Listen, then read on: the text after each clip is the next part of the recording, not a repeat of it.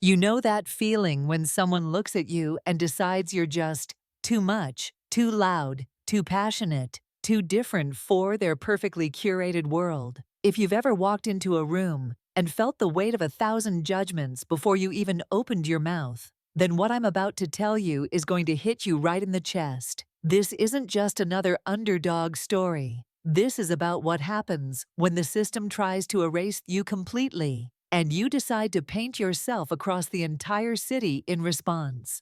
I need you to do something for you right now. Hit that like button, because this story is about to take you on a ride that'll have you questioning everything you thought you knew about power, revenge, and what it really means to win. Share this with someone who's ever been told they don't belong, because trust me, they're going to need to hear this. And make sure you're subscribed, because if you think this story is wild, wait until you see what else I've got coming. What I'm about to tell you happened to me, and I've never shared the full truth with anyone before today. It's the story of how I went from being blacklisted by every major company in the city to having my face smiled down from every billboard, while the billionaire who tried to destroy me begged for mercy. So buckle up, because this revenge, it's served ice cold, and it's about to melt your mind. My name is Indira, and I used to believe that talent was enough. I grew up in a cramped apartment where my mom worked 3 jobs just to keep the lights on. But I had this fire inside me that burned brighter than any neon sign in the city. I knew I was destined for those glass towers downtown, those boardrooms where million-dollar decisions get made over handshake deals and expensive coffee. The day that changed everything started like any other. I walked into Sterling and Associates, you know, that pristine marketing agency with the marble lobby and the awards wall that screams, "We're better than you." I was carrying my portfolio like it was made of gold, because honestly, the campaign I'd created for Celestial Cosmetics was pure genius. I'm talking about a beauty campaign that would have revolutionized how luxury brands connect with real women, not just the carbon copy models they usually parade around. Jonathan Sterling sat at the head of that conference table, like he owned the world, which in many ways he did. His perfectly pressed suit, his Harvard MBA diploma practically glowing on the wall behind him, and that smile that never quite reached his eyes. I presented my heart out for 20 minutes, showing them concepts that would have made their clients billions. The room was dead silent when I finished. Then Jonathan leaned back in his leather chair and said the words that still echo in my nightmares. "This is very urban, not really our demographic, you understand. Perhaps something more refined would work better." The way he said urban, like it was a disease he might catch, told me everything I needed to know. But that was just the beginning. Over the next 6 months, I watched my ideas get stolen, whitewashed, and presented by people who looked nothing like me. My concepts for authentic diversity became campaigns featuring the same blonde models they'd always used. My revolutionary social media strategies got credited to junior executives who couldn't tell Instagram from TikTok if their lives depended on it. My best friend Raven, a graphic designer with skills that could make angels weep, watched it happen. She'd see my work show up in industry magazines with other people's names on it, and I'd have to talk her out of burning down half the city. But I was still playing by their rules, still believing that eventually my talent would speak for itself. That belief died on a Tuesday afternoon in an elevator. Camille, an assistant at Celestial Cosmetics, was riding up with me when she suddenly grabbed my arm. Her voice was barely a whisper when she said, "You need to know something. Bradley Huntington personally blacklisted you. He told every agency in the city that you're too much trouble, and to make sure you never work here again." Standing in that elevator, watching the numbers climb towards floors I'd never be allowed to reach, I felt something shift inside me. The naive girl who believed in fairness and merit, she died right there between the 15th and 16th floors. What was born in her place was something much more dangerous. Someone who understood that if they wanted to play dirty, I'd show them what dirty really looked like. They wanted me gone? Fine. I'd disappear, but not in the way they expected. I went underground, trading those glass towers for coffee shops in neighborhoods they'd never dare visit. Small businesses, local startups, community organizations, people who actually appreciated what I could do, instead of trying to sand down my edges until I was palatable to their vanilla tastes.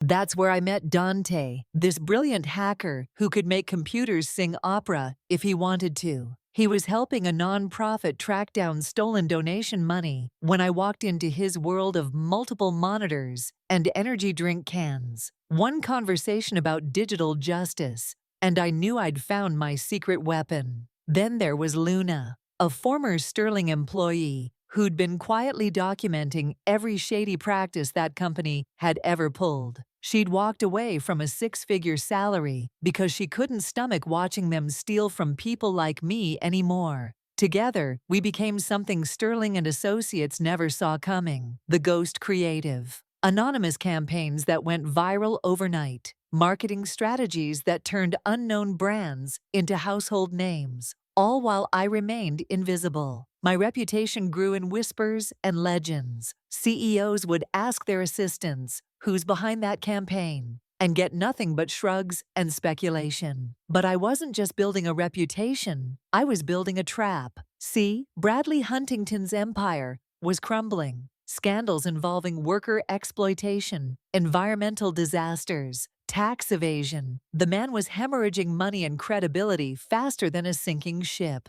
Huntington Enterprises needed a complete rebrand, something so brilliant it would make people forget he was essentially a corporate vampire in an expensive suit. That's when I created Phoenix Creative Collective, a fake agency with the most boring white guy I could find as the face. Trevor was perfect. Stanford MBA, family connections, the kind of privileged mediocrity that makes billionaires feel comfortable. While he practiced his PowerPoint presentations, I was crafting the campaign of my lifetime. But this wasn't just any campaign. Every billboard design, every social media post, every piece of marketing material had hidden elements woven throughout.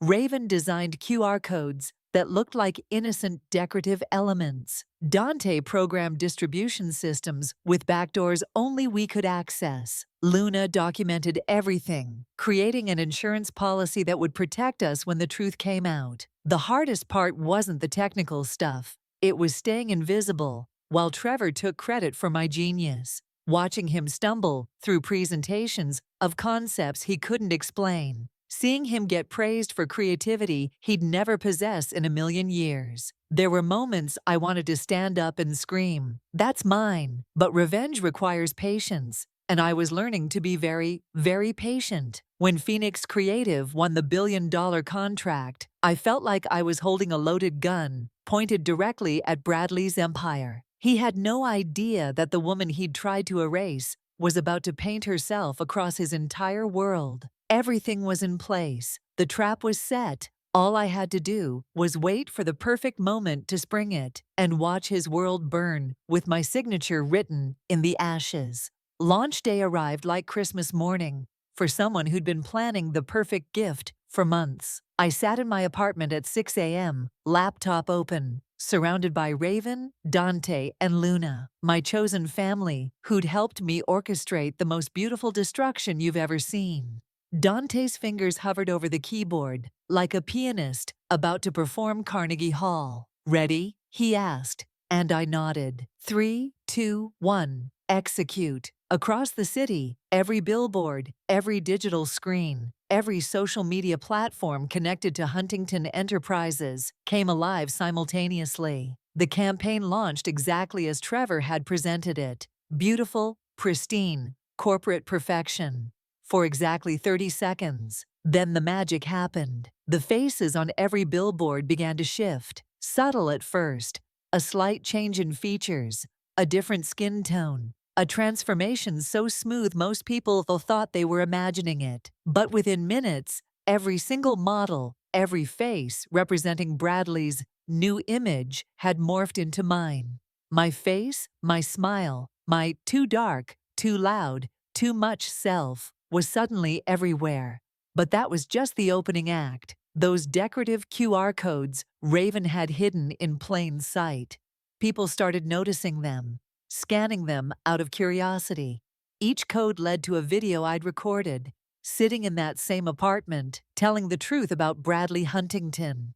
Every discriminatory email Luna had saved, every stolen idea, every career he'd destroyed. It was all there, documented and undeniable. My phone exploded with notifications. Social media was losing its mind. Hashtag Too Much Indira started trending within an hour. How Bradley Exposed followed shortly after. People were taking selfies in front of billboards, showing my face, sharing stories of their own experiences with discrimination, with being told they were too much for rooms that desperately needed their energy. That's when my doorbell rang. I opened it to find Bradley Huntington himself, red-faced and shaking with rage, flanked by two security guards who looked like they'd rather be anywhere else. His perfect silver hair was disheveled, his $1,000 suit wrinkled like he'd slept in it.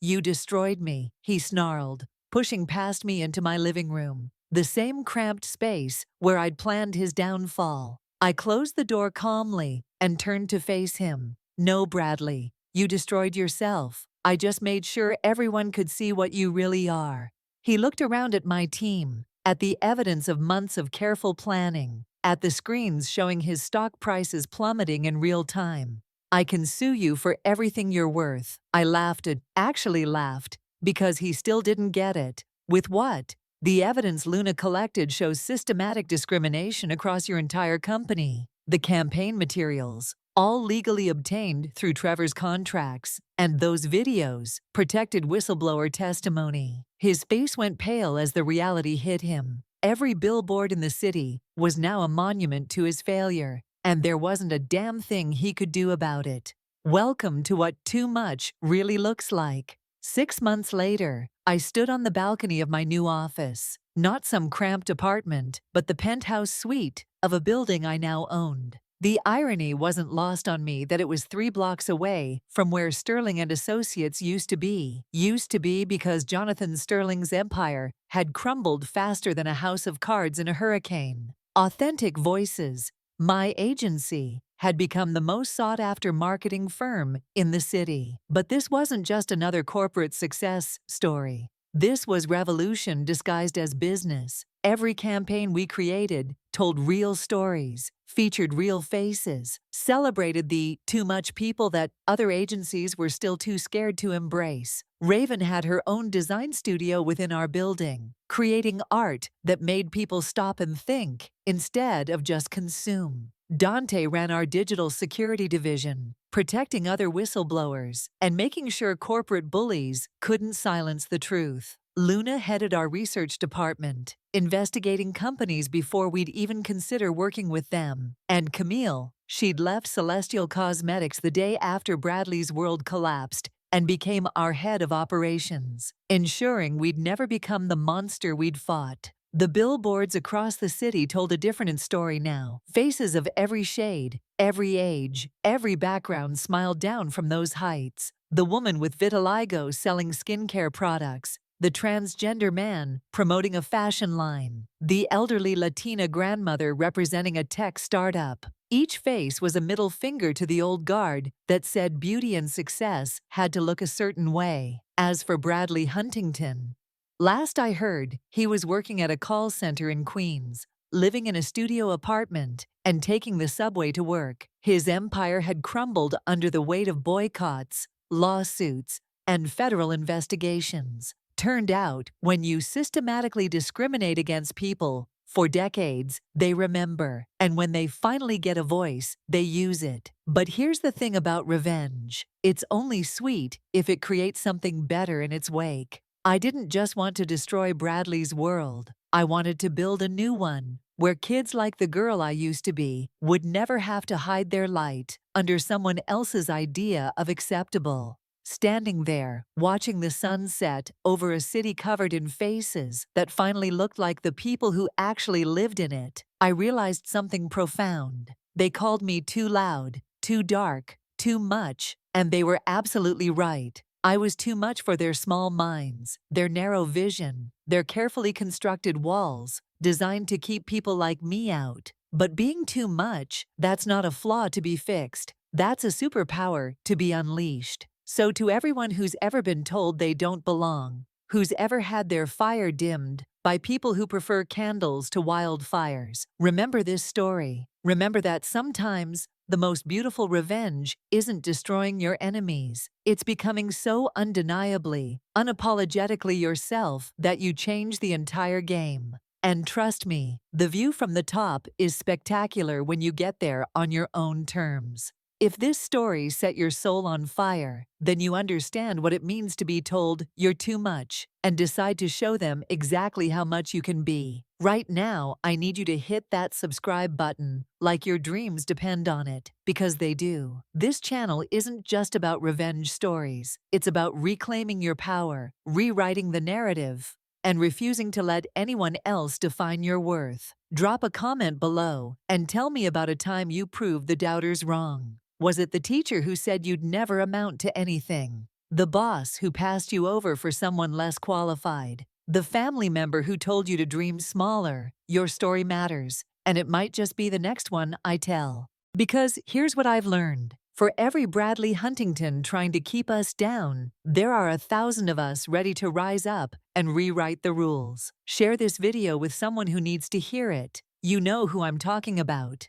That friend who's been playing small. That family member who's been hiding their light. That colleague who's been accepting crumbs when they deserve the whole damn cake. Sometimes all it takes is one story, one example of what's possible, to change everything. And if you're sitting there thinking this is too good to be true, that stories like this don't happen to people like you, stop. Stop right there. I was a girl from a cramped apartment with a single mother working 3 jobs. I had no connections, no trust fund, no safety net except my own determination and the people who believed in me when I barely believed in myself. The only difference between where I was and where I am now is that I refused to accept their version of my story. I decided to write my own ending, even when it seemed impossible, even when everyone told me to be realistic, even when the odds were stacked so high against me, I couldn't see the top. You have that same power, that same fire, that same ability to take whatever they call your weakness and turn it into your greatest strength. Being too loud, use that voice to speak truth to power. Too dark, let your light shine so bright it blinds the haters. Too much, show them that too much passion, too much determination, too much refusal to accept less than you deserve is exactly what changes the world. So here's your homework. Stop shrinking yourself to fit into spaces that were never meant for you. Stop apologizing for taking up room. Stop dimming your light so others feel comfortable in their darkness.